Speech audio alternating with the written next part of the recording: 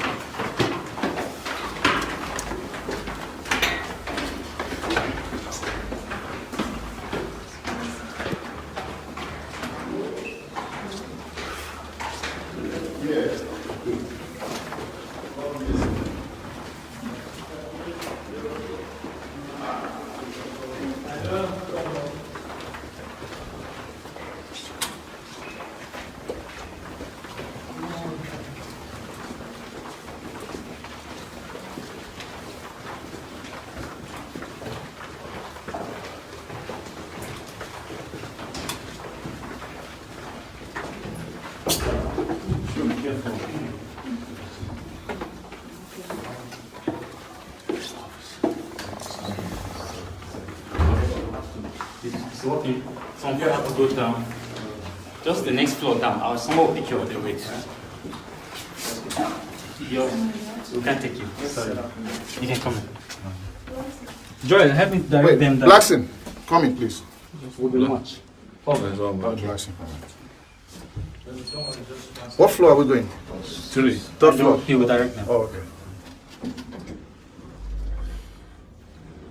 Did you confirm that the transfer? Yeah. I will check.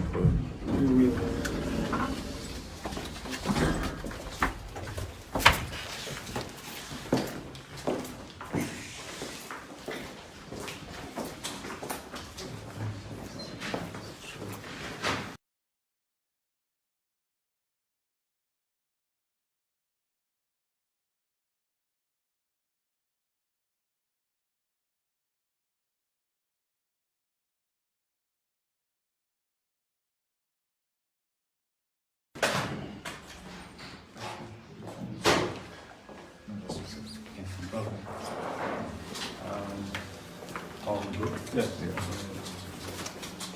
How are you?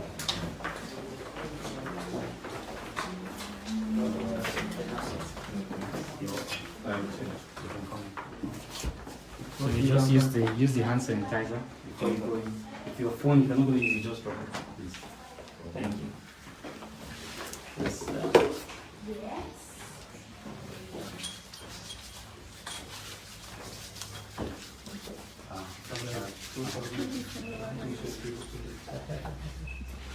Alright, let's go. Thank you. Repeat. Hi, how are you?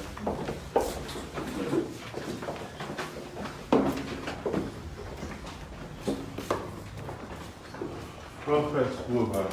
The Lord bless you, sir. How are you, sir? Well, that was you, sir. Nice to finally meet you. It's a pleasure. But Yes.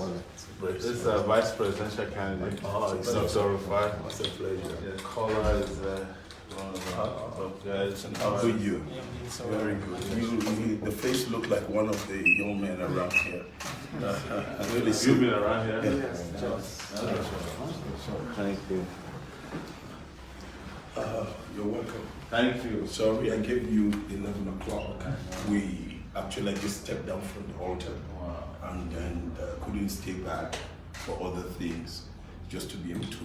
No problem. It's a pleasure meeting you. Thank you. We've been trying to reach you for a while. We spoke to someone about 3 days ago. No, I think about 3 months ago, they said they were going to be in the US. And I was in the US and I was headed to Nigeria, so I would have met you in the US. And then we got busy after that, and then about 3 days ago, tried because we were going to March, and I said, now we're out, you want to meet. So they said we should email you, no response. No, there was no email that came through. There was no text message that came through. Maybe we have the wrong number. Yeah, there was a lady. Usually, there's one of my lines that is not always helpful. Yeah. But then I think I was flying in. I was at the airport, so I was with someone, and that was the time. Also, the phone was on. So she spoke with me, and I said, "Okay, send me a text message so that I can forward to my people to keep this thing." But there was no message since then, and the email. I know that they've received, and there are more than 4 people that are on my email. Wow. So there's no email that came through. Yeah. Probably got it wrong. Yeah. We did send an email 3 days ago. Because I insisted that before we go back to Lagos, we try to see you. But thank you for letting us meet you. I know your schedule is busy. And we followed you. I'm a reporter myself before I published Sahara Reporters for 12 years. And I followed you over these years. And when it became clear that we would intervene in the electoral politics of Nigeria, I've been trying since then to reach you because of the passionate voice that you have, which is essential to liberating this country. We are not just general practitioners of politics. We are conscientious objectors to the status, quo ante in the country. And that's what I did when I was a student fighting against military rule. That's what I did as a media practitioner, and now as a political activist over these years. So, and we followed and saw that you mobilizing people to vote for the right candidate in this election. It's important that we vote for the right candidate. It's also very important that when the right candidate wins the election, we can hold the election credible. I was on NTA and the vice president about 3 days ago, and the final question I was asked us was if we lose the election, if we will concede, and our answer was very succinct. We said, if the election is free and fair, there's no way we can lose the election. And the reason is simple. What is a fair election? A fair election is an election that delivers freedom to people and that is fair to their decision. It's not necessarily an event that took place on the election day. So, and we think that if people can think freely and fairly about their future, there's no way they'll vote for the 2 major gladiators within the PDP and the APC, particularly President Buhari, but without exception, also Atiku. And we've seen you on the pulpit saying the same thing over and over again, that it is time for Nigeria to experience the liberation that it desires. It's not just about people in Jos or in Maiduguri. It's not about, farmers or herdsmen alone. It's about everybody in this country, about the young and the old, it's about children and adults, about the weak in particular, and it's about people who have never been part of, those who benefited from this country. So there's the reason we said we would see you. It would have been interesting if we could partake in even your services, but we were told that your service in the afternoon or Tomorrow night, so, and we'll be leaving town today. So, but we will come back if the opportunity is offered. Was the other important thing is to allow people who are opinion holders to understand that this is the time we should stand tall and not be afraid, and that we are all together in this to fight until that final answer is delivered. It may happen before election day, and it could happen on election day, and it may happen after election, because a number of situational variables will coalesce in pushing Nigeria in a different direction. I'm not speaking prophetically now, but I know that Nigeria is not sustainable the way it is now.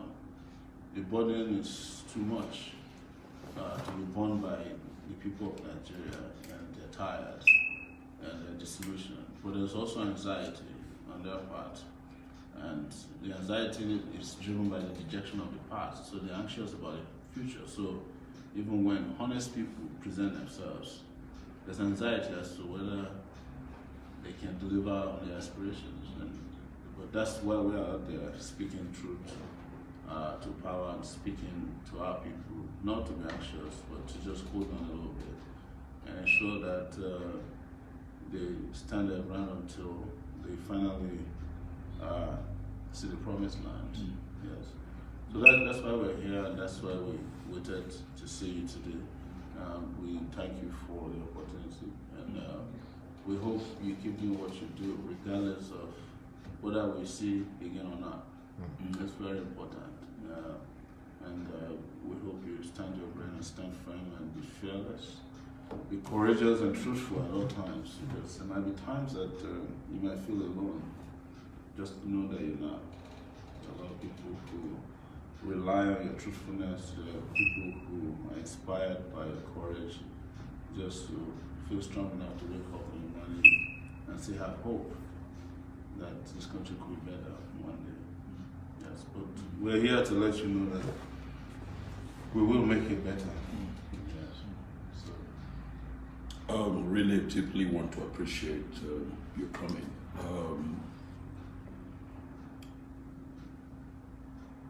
Early this morning, I was to make a broadcast. A few years ago, I sponsored a live broadcast. It was televised while I was going to dedicate the Lord's Temple. And on NTA, AIT, it was live broadcast. I paid for it. And I knew basically that the hand of God, because you, as a messenger, you look at where is God moving and where is God is.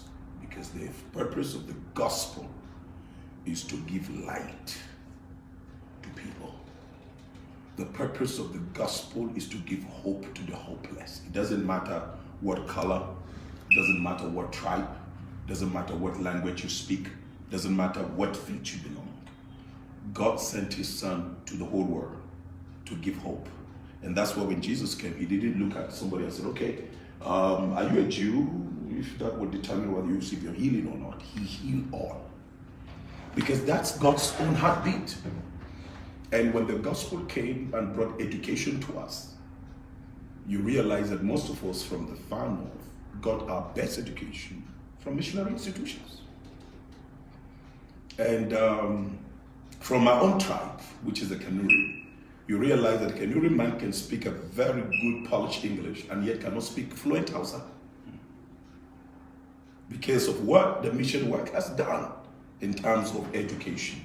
In terms of, I remember we used to have virtually the strongest leprosy centers were missionary established centers that help our people, because in those days we used to have a lot of lepers in Yarwa. Yarwa, what Borno was known as Yarwa, you know, and that was where I used to go for treatment too. I was a Muslim, basically. I used to go for treatment there, and it was missionary. But what I'm trying to say is, then one of my father's close distance came up. He became the Shehu, which is one of the great Shehus we had, the late Shehu, man of peace. He made sure that Borno was a home to everybody. If you want to have the best place, peaceful, clean, beautiful, that's Maiduguri. Maiduguri has one of the most well-designed city. If you go to our roads and all of that, Maiduguri used to be one of the best places I can ever say.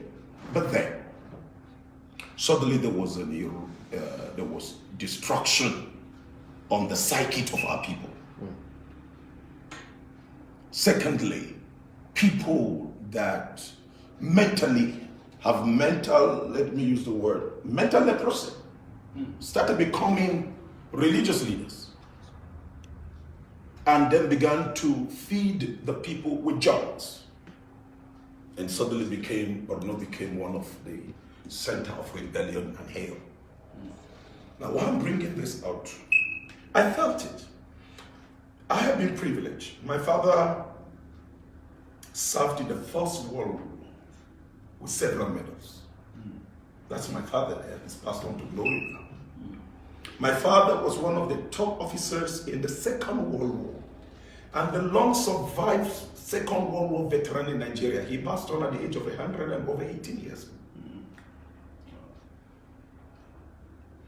And in Burma, my father came back with trophies, medals, as one person that fought through for the liberation of humanity and to be able to see that justice and fairness is established. So we grew up under that cloud. There was my father's house across the road there. The whole of this place was my father's garden. And so when they came back, they metamorphosed. You will be asked, since you have done the military thing, then you will go into the civilian career. Either the police was information, and in the Nigerian prison, these were the two major. So my father, after serving, he felt, look, let me serve in helping humanity. So he chose the Nigerian prisons. And that was our house there. That was where I was also born. Now, I saw the Nigeria that was working. I saw the Nigeria that was fair. I saw the Nigeria that school students were living better than the people that were out of school. I saw in Nigeria where a child would be coming back home with his pocket money given to him from the school. I saw in Nigeria where electricity was stable.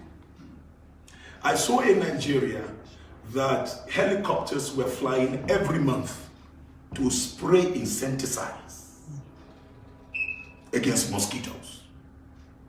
I saw in Nigeria where the health workers who wear white and brown were always in the gutters, cleaning up the drainages and going house to house to inspect kitchen houses to see how neat.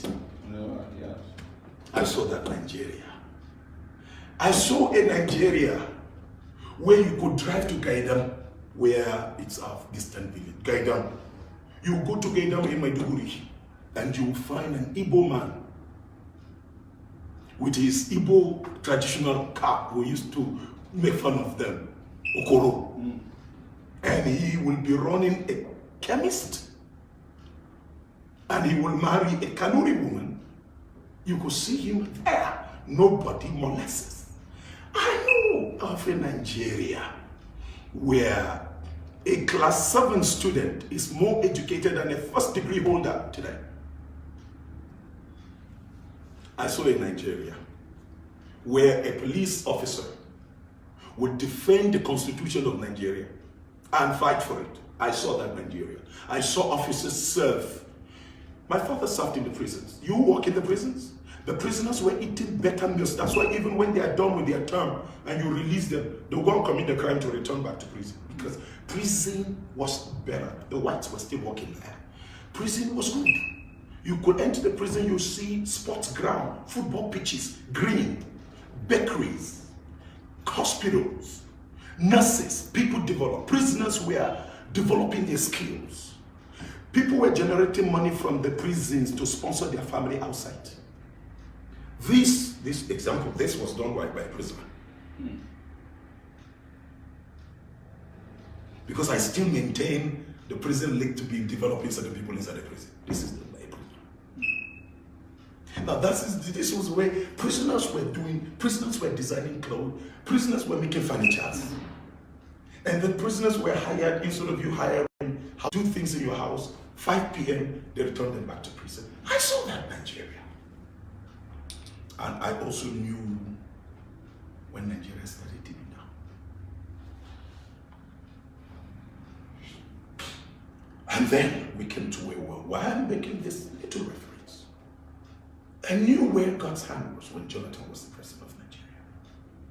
But when corruption started becoming strong, in the live broadcast, I told President Jonathan, and he was going to fly in for the dedication here, to tell you that I don't look at your face when it comes to truth.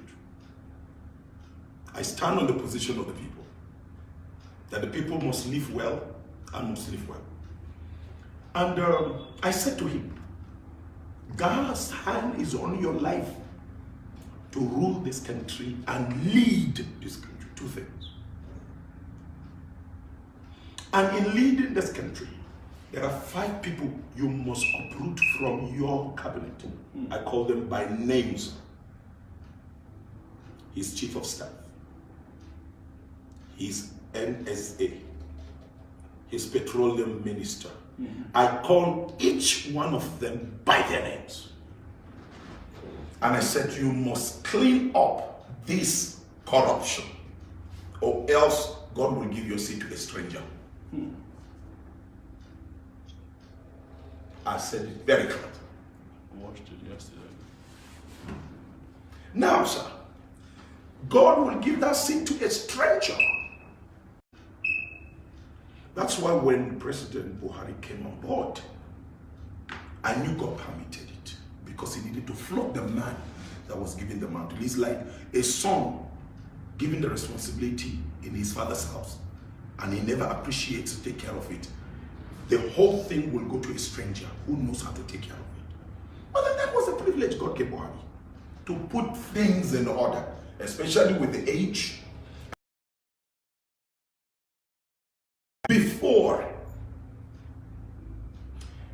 by the grace of God, when he started making those mistakes, then I raised a cry. Idiabon was virtually the de facto president. And when he started tipping down, I knew there were certain things he brought into place. I love him because, from the Northeast, one governor that my people loved so much in those days was Buhari as a young man. Buhari was the regional governor of the Northeast. And Maiduguri people enjoyed him. But suddenly there was a deterioration of the person I knew. So with what he brought on board, what he started and all of that, the why and all of that, things started coming. So I thought, okay, he's going to improve on it. And knowing fully well that God has given him an opportunity to rewrite history and to put things right. Suddenly, sir, things started going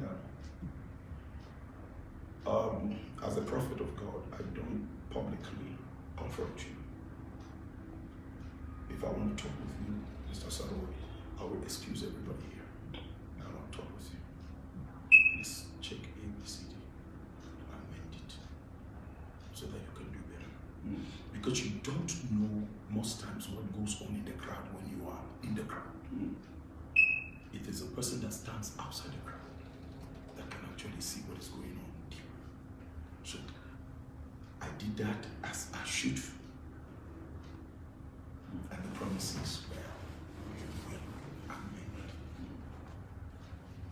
But that never took place. Rather, we went from, I just give you this simple example. If this perfume is this level, and we have openings that is draining this perfume, naturally, sir, if I discover the openings and I close these openings, what will happen? My oil will remain and not decrease.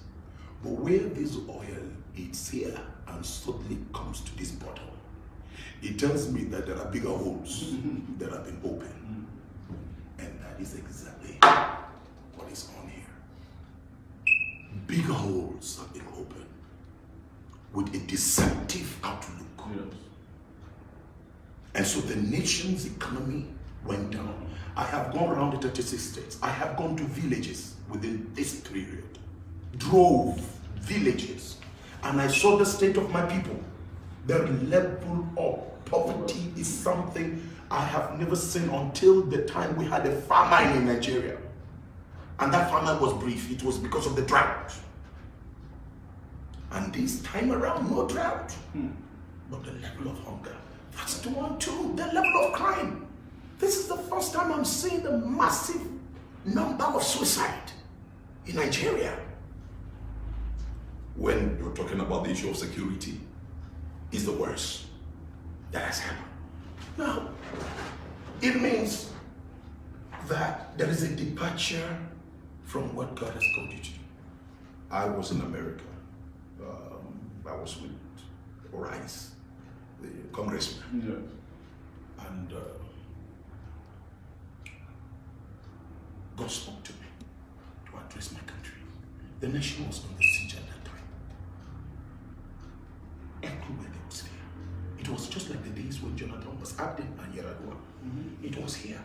I spoke. Live. It was also live. You can go check it out. On the NTA. Jonathan came with Obasanjo here. And I was to pray. So say, don't pray. The nation is on the siege. Break that siege. That it was there I said to Yaradua, Jonathan, don't fear. And I called the names of who were the strong men of Nigeria that are threatened. Yeah. Yes, sir. And I said, fear them not. Nigeria is for the Nigerian people, and God will defend. It was there. This late lady took it up. The Kwenjola. Akuyele. Took it up. Because we were all here. And when I was done, we prayed. They came and said, thank you for giving us the courage. I said, move. Then, Buhari, Babangida. And I said, forget Babangida, is never going to rule this country. Buhari, it's not your time. Atiku, don't even try it. And I said it was life. Now, if you look at it, Khan, Northern region, stood up against me. It was on Advertorial this day and other days, certain northern cabals. They said, Buba, why are you talking like that? You are a northerner. I said, I am not just a northerner, I am a Nigerian. My father fought not for a tribe, not for a region. He fought for the black race. Yeah. And he fought, at that time, there was no Nigeria. It was the West African Frontier Force. He laid down his life. So, what are you talking about? And so when this one came, the Lord said to me, son, go and address it. To be honest with you, sir, I told God, see, I have grandchildren now. I have 3. Let me just stay quiet and be praying. Then the Lord said this word to me in America. I was there for 2 weeks locked up, praying. And the Lord said to me, if you don't do it, I will take the children you want to live. I said, the children, please, I know, I will do it. But I knew I was going to be dealing with a man that is not just a man. I'm going to be dealing with a man that I know very well when it comes to demonic things. I knew I have signed my death. Forget, it's not just you're talking about the fiscal president. So I knew where I was. Lord, let me not. But then I had to come in. That was when I came in and I made the address, the first one in October, the second one, and whatever. Now, what I have to take you through is when I see what is going on presently and passionately, I know that we've come to a stage, sir. None of my children's school abroad. It's not because I didn't have the power to do it. It's not because I don't have the capacity to do it. Actually, people have begged me 24 hours every day, every year to live. I've been provided with everything from different national presidents of different countries. I said no. My children never schooled anywhere from their nursery to first degree. They did all their school here because I believe in the Nigerian dream. Yes. I made all my children, when they were given scholarship, my 2 children came out with first class in the universities. When they were given scholarships to go and do their masters, I said, first do what you must do, then you go do the masters and come back. They did their masters, they came top, came back to this country. They are walking here. Because I believe in the Nigerian dream, that Nigeria will come up as one of the strongest nations again to fulfill the purpose of God for the black race. That's right. On that note, I have to address Nido Yes. in New Jersey. Yeah. Nido and Mrs. Patient, who is the president of Nido, I know. Yeah. came to say, look, sir, actually at that time I had one of the highest pressure to run. 89 nations sent me their desire to support. The congressman, actually they asked and said, you are a natural leader, why don't you lead your country? But I made a statement. I had council of bishops, imams, come here. The entire Sunni, by the grace of God, not my strength, the entire Shiites, by the grace of God, if I tell them move to that direction in who to elect is what they will do. By the grace of God. They've all come, go. But I said, no, I have my role. My role is to see to the midwife. God showed me the new Nigeria. God showed me the blueprint. In 2 years, Nigeria was turned around. 2 years, 2 years, 2 years, 2 years. To one of the greatest nations. Security was dealt with. Infrastructure, economy came up to the top. Nigerians were moved from the bottom of the pyramid to the middle and the top of the pyramid. The Nigerian assets were taken away from the few and spread across the board, where the Nigerian person could make investment into. He showed me everything. Electricity was 24 hours. And Nigerians were making investment. We did not loan a dime from the pockets of the Nigerian people. Nigeria economy was funded. That's right. He showed me A, B, C, D to the solution of Nigeria. And then I saw Nigerians in diaspora returning, crying back home, saying, we're tired of slavery in another man's land. Right. That's right. We will come. And Nigerians were building institutions here. And then they were being hired by nations for their expertise. That's right. It was no more moving abroad to go for rest. To stay. It was only for rest. Yes. People go, come back. Everything was working everywhere. Security was at the peak of it. And he showed me everything. He showed me the way employments were created. Not by technocrats who have theoretical understanding, but practical men with the answer on how to ABCD solve it, not just the big stories and big numbers. To describe all those things. I have them in my book here. So, with that, God told me, say, go and try one. So I did it. If you drive when you're done, drive to the airport, go down to a place called Barkeladi. It's just about 30 minutes drive from the airport. Yes, from the airport, less than 30 minutes. You will go to a place called Takwat. That's the place there, behind you. We designed this village when it was invaded by the herdsmen and people were killed. I went there to sympathize with the people. And God said to me, no, don't just sympathize with the people, recreate that village. So I took 1,300 pastors out of town so that we can change the poverty of the mind. Let's solve our problem by ourselves. So I had a retreat for them twice. Then moved them to this village. I stayed in this village with all my escort and what have you. I was sleeping with my wife and my children on the floor in the secondary school. On the floor. And I was feeding 1,300 people every day. Breakfast, lunch, dinner. We moved to the village and God showed me the best material to use, which is bulletproof and is fireproof. So that if tomorrow the invaders try to come, they will fire and the bullet won't go through. So we went there, we designed the machine we were using in brick making, because we couldn't get money to import the ones from South Africa. So we did it. You can go there. We built 53 3-bedroom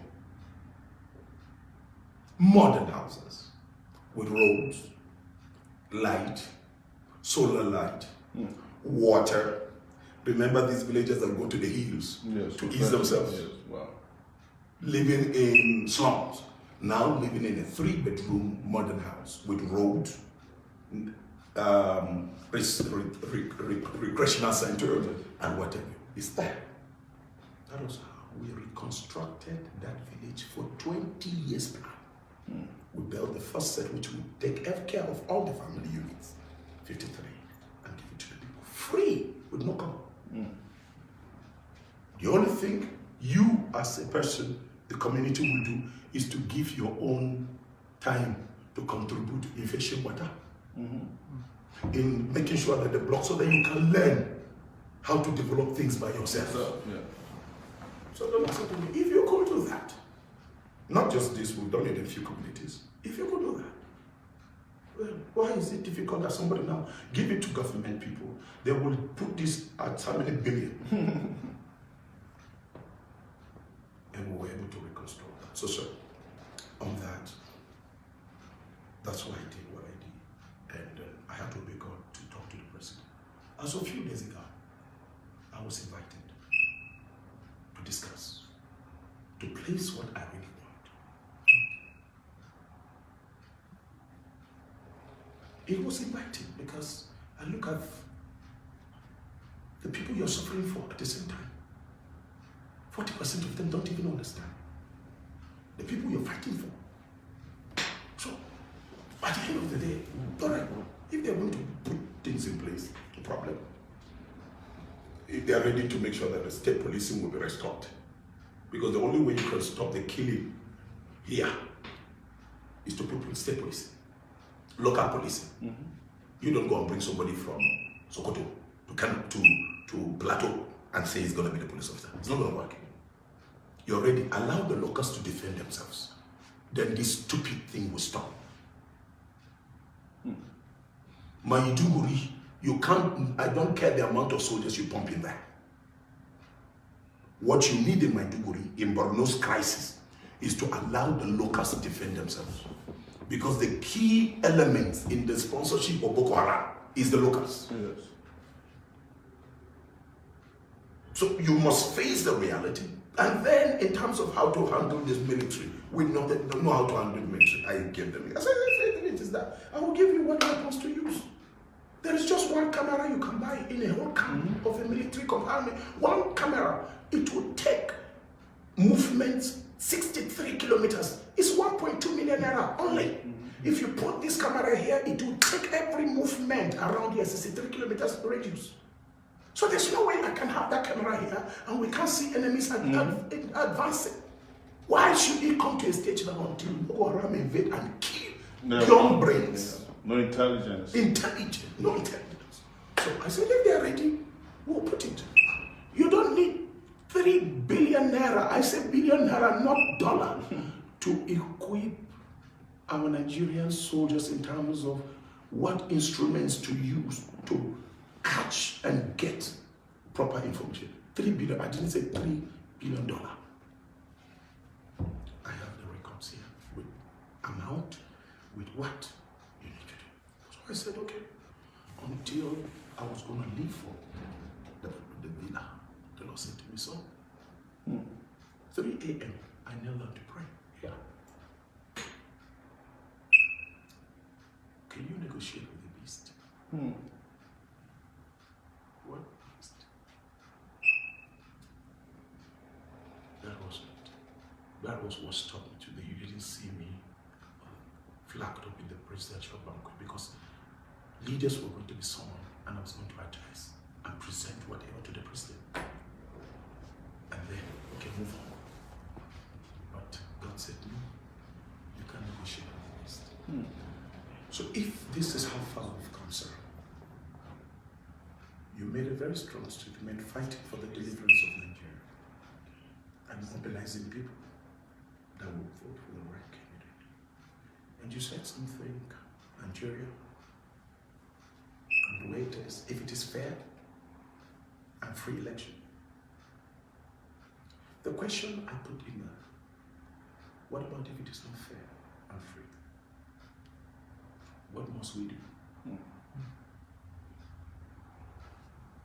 To make sure that the will of the people, even when the people are stupid, but we who are wise are able to put things together to make sure that Nigeria is salvaged. Right now, you may say, Nigeria is totally keeping down. Of course, with the recent happening, I don't care the story on the sides. Yes. But the fact is that we can't get to this level where the judiciary is going to be silent. Yes. And the process is not even legit. I don't care whether the man has stolen, let it be that the man has stolen a 1 trillion.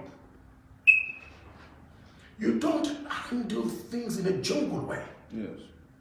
Jungle justice. Jungle justice, there is a due process of God is the God of that establishes law and justice. Yes. Now, this is happening where the court process have not been exhausted and you are swearing in someone when a matter is still. So what do we do? As I talk to you, Yes. they have concluded the elections. Yes. That's the plan. Not their plan. It is done. You see, when it is a plan, it is in the making. But when it is concluded, it is finished. They have concluded the elections. They have allocated what votes will go. I have this with me. That's why I raised the third claim before people started talking about the rigging and whatever. I've seen it. And I'm telling you what I saw with the INEC data itself. With name, I can give you the locations, I can give you the names of the voters who have moved to. That's why Erufai could do the stupid thing he's doing. He's doing it because he's doing it with something he feels, I already have it. But by the grace of God, Goliath can threaten the nation of Israel. But there's always the Davids that will decide to say, it must come down. No. So this, if it is not fair, what do you do? And I think this is where, as I spoke to some of the presidential aspirants that have come here, the ones who are honest, I'm not talking about the ones who are not convinced in what they're doing. They're just doing it for what they can get. Yes. I'll give you an example. Obi has been laying down her life to be doing stuff. I have spoken to that young lady even before she went. When she was doing the, what do you call it, the girls' child something. Yeah. Bring back our girls. I told her what God wants to use her. She was to be a mobilizer and lead a movement to mobilize, to bring together great hearts for the formation of true leaders. That this time around, Nigeria will go back to the construction site so that it will be dismembered and be put together. Yeah. Yeah. Well, I know there was a little difference, but thank God she got it. But then where I want to take you to, her running mate, when she did what she did to step down, suddenly turned.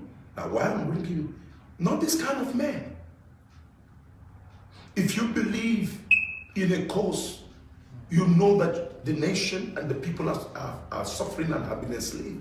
Don't come back because you, Mr. Sowore, have decided to say, I'm stepping down so that we can form a coalition to redeem this country, and then suddenly your running mate turns back with the whole party machinery to say we're endorsing the, in quote, the enemy of democracy. So that means he's been following you, doing stuff with you in the physical, but he's not with you in the heart. Yes. We don't like these liars. We don't want people that are so self-centered. We want people who will know that we got it wrong.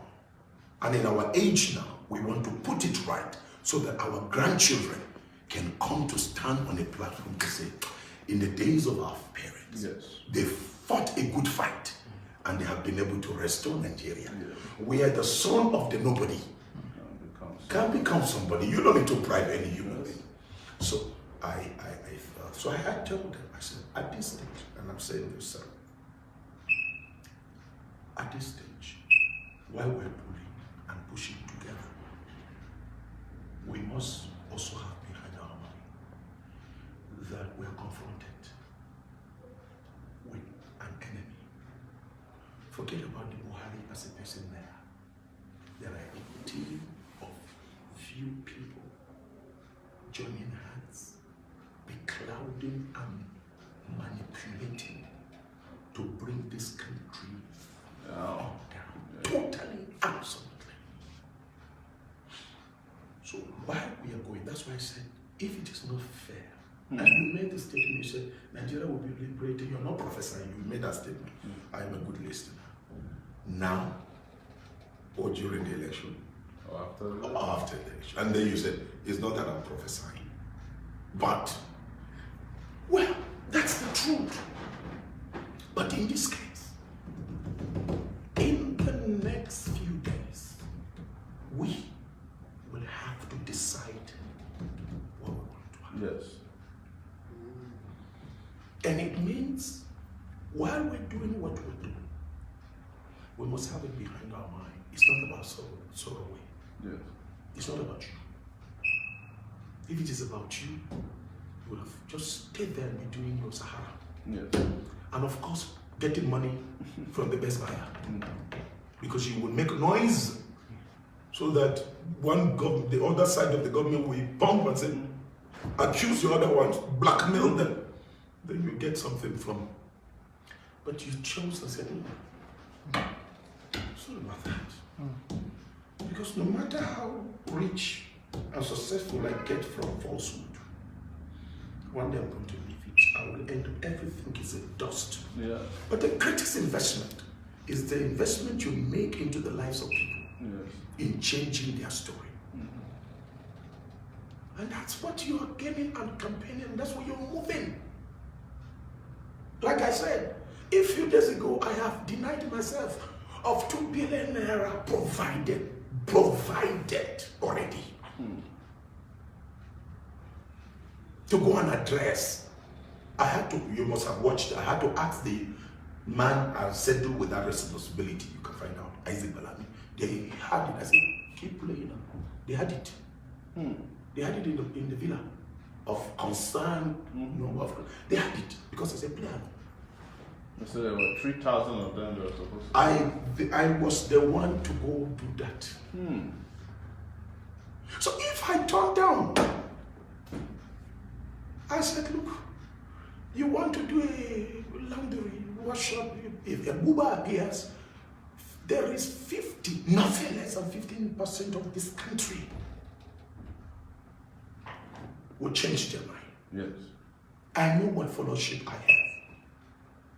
But I said, no, for the sake of what God showed me and what is at stake. So, sir, it's not about you. It's not about any one of us. We must save Nigeria. I have heard the cry of Nigerians in Britain. I have heard the cry of Nigerians in America. I told them this, and I'm saying it. You can go find out. I said it before Nigerians in America. I said it before the congressman. I said, it's whatever is happening today. If we don't salvage Nigeria, a time will come that the Pharaoh that knew not Joseph will arise. Exactly. And Nigerians will be hated not for their skin, will be hated not because they are Nigerians, but because of their brain. Yes. So if you don't take care of your Canaan land, you will have no place to return. So put your Canaan land in order. Sir, you are laboring to put Canaan in order. And in closing, I will encourage. I am happy with what you're doing. We're praying, and like I said, we are fasting. Not only praying, we are fasting. But as much as we fast and pray, there must be the personal aspect of working. Yes. Because God will always use human instrument to do what is right. And so, at this point, we must come to a stage at the end of the day where, if it means into one unit to win the war, we must do it. Because God spoke to David when Ziklag was invaded. David said, Lord, what do we do? God said to him, you will overtake, you will recover all, and nothing will be missing. David would have just run with that prophecy and believed that an angel was going to come to show him where the enemies were located. But you see, David is one of the greatest men that lived on earth. For 68 wars, he never lost one. It was because he was a man of strategy. David moved, and when he saw the Egyptian that was done by that opposition, and he entered into a league, the man saw him. So what are you looking for? This is what we're looking for. So don't worry. He fed him, and the man gave David one information that made God's plan come to pass. Another time again, the nation was invaded by the Philistines. David inquired, Lord, what should I do? God said, don't use the same method you used before. Change your method. David changed his method. And God said, go around. And then take along with you some of the Philistines. He did that, and God gave him victory. These days, God began to show me. So, Nigeria at this particular stage, you will have to be strategic. And I'm saying this to you, so while you're pushing, while you're moving from stage to step behind your man, also reserve a place of strategy. That at the end of the day, if it gets to, and this is we're talking about nothing less than 10 days or 15 days from now, if the if comes to a place where we have to push our way to clean up the evil that will consume us, because we know that there will be no, sometimes it will call for a proper alignment of people of like mind that will put themselves down in a clean, clear contract agreement for the redemption of Nigeria. At the end of the day, by the grace of God, we know that if we form, and I'm saying this, and that is what it's going to be, form a government of national unity, where the proper Nigerian structure will be put in place, and we see the Nigerian work. I must not be, that's why I had to deny myself, that's why I had to decline from running, because I said, I have not been given that assignment. My assignment is to midwife. That's why the Shiites came here, stayed in this building for 2 days. All their governors with the second in command to Al-Zazaki. The Shiite vote alone is over 6 million. I have them here. Before the LPC man, OPC man passed on, Dr. Passion. He was here with some of the others. They were here. I had a discussion with them for 2 days. I know that in terms of population strength, God has given us. But we must also understand that we're dealing with the wicked. And I will stop with these words to you. Jesus, I like making reference to the Lord, statesman, his strategic operations. He said something. He said, when you are going to a court and you have an adversary with you that you're going together over a matter, He said, while you're going, discuss with the person already you're going together, so that you can come into terms of agreement.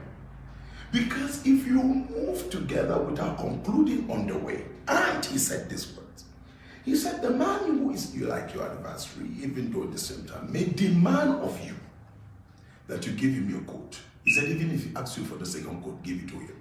So that when you get to the judge may be a judge that has no fear of God. And instead of passing the righteous judgment to you, he will pass an unjust judgment. He said, but while you're going, you can solve the matter on the way. That is the word of wisdom when you are in the middle of the war.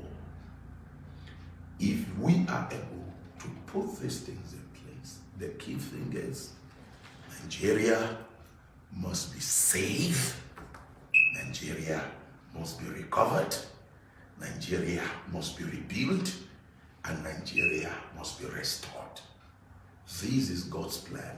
That must happen by the grace of God this 2019. By the grace of God. So, areas of partnership that we need to drive together. Let's follow together. I am standing strong. And I've told Fela, he will tell you that if it comes to or putting our heads together, I will call for it. He told me, he said, whatever you decide, sir, we will pull along. If it means at the end of the day, all of us pulling our strength and dropping and saying, okay, we're all going with one. Because at the end of the day, it's for us to reclaim Nigeria.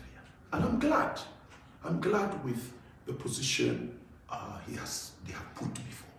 There is one right now that has, statistically, I'm not telling you in the imaginary world of social media, statistically, he has 8.7 million people. Quiet, not heard, but powerful. He's in the north here. He's one of the parties. Powerful. He was here with me. This is the 7th time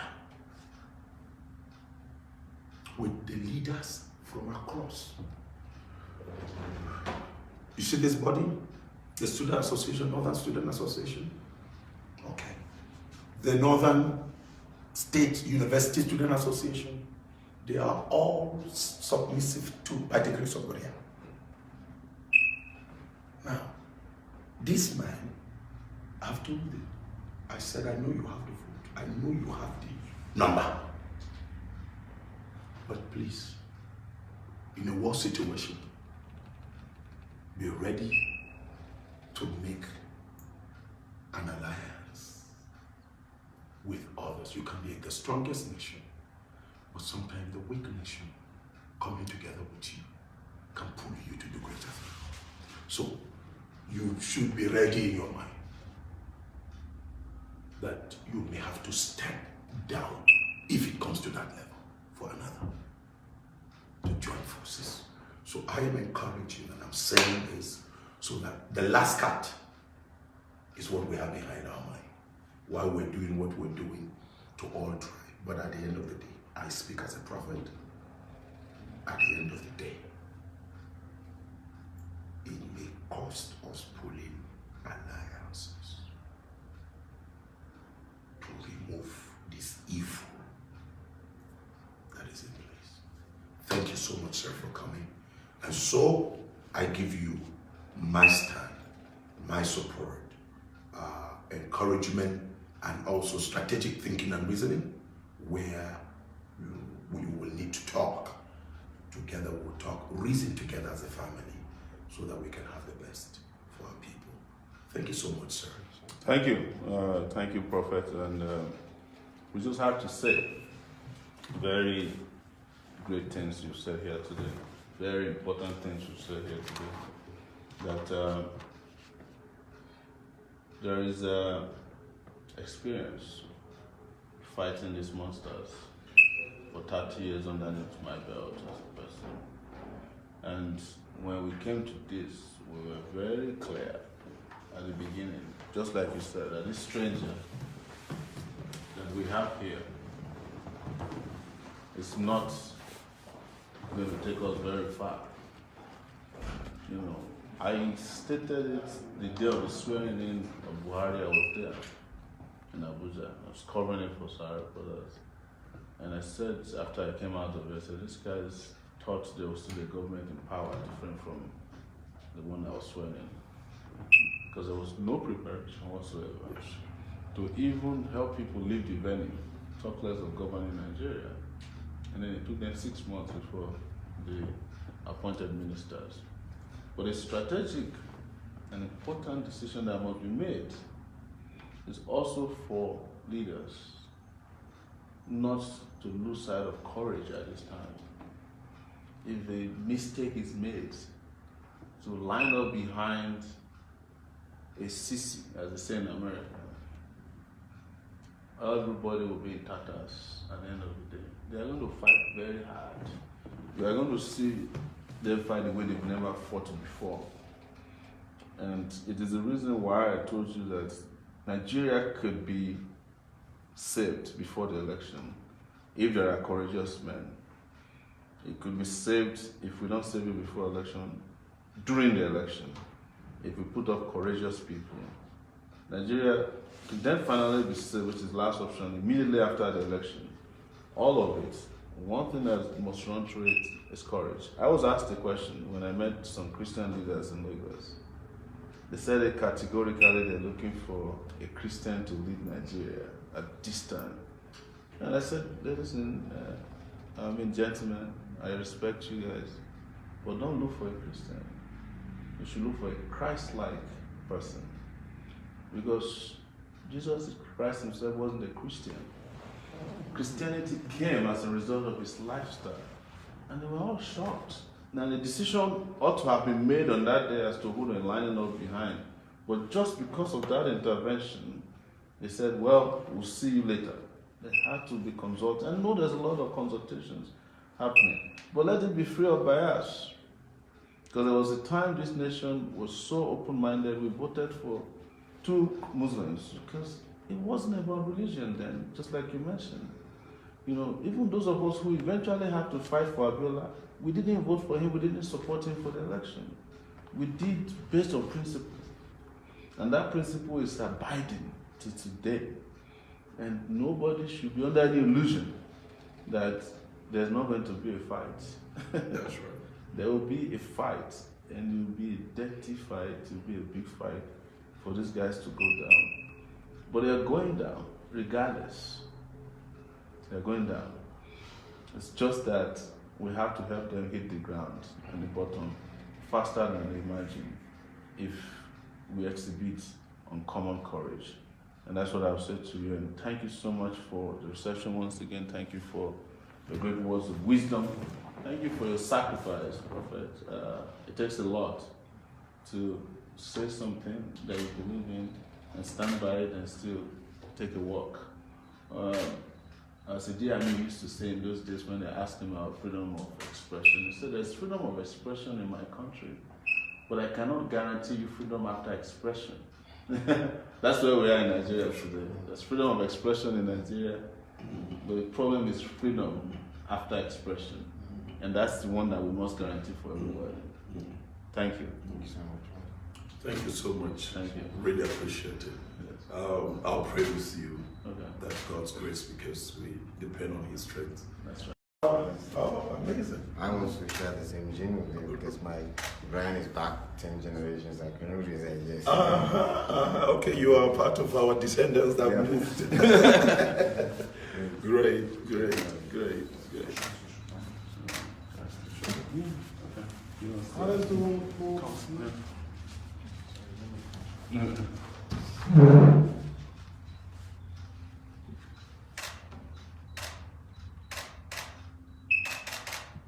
So you want to try I'll this?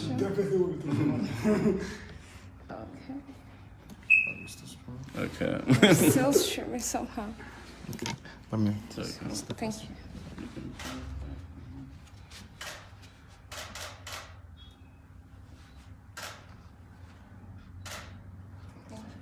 Yeah. We should do it. Okay. Well, he knows how to cut him off. I wouldn't mind, right? You can go now. What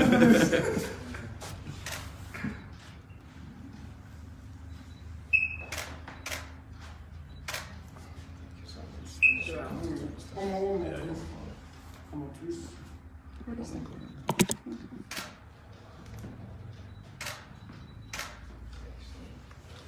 Sure. This is the plot where we want to be. Somebody wants to be, don't worry. Color? Okay. Thank you, sir.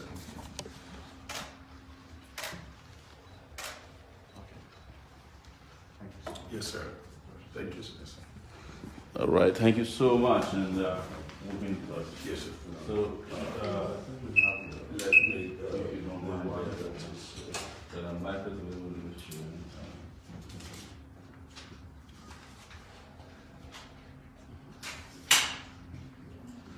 Yeah.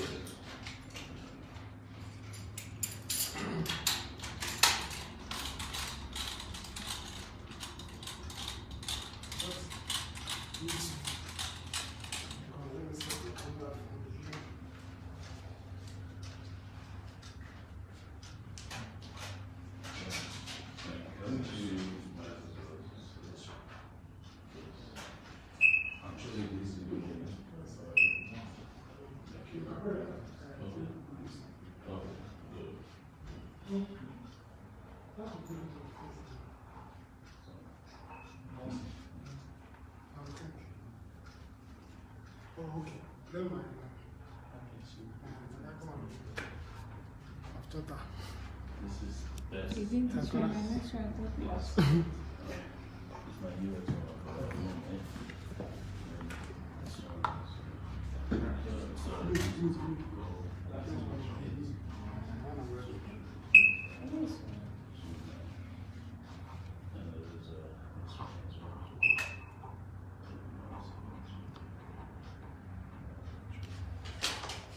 Thank you so much.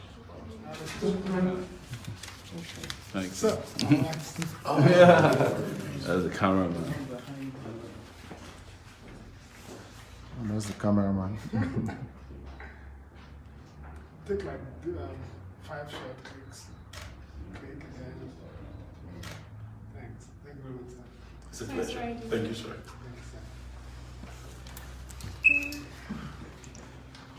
sir. Is it Yes, sir. Oh, Sorry. just Thank you, sir.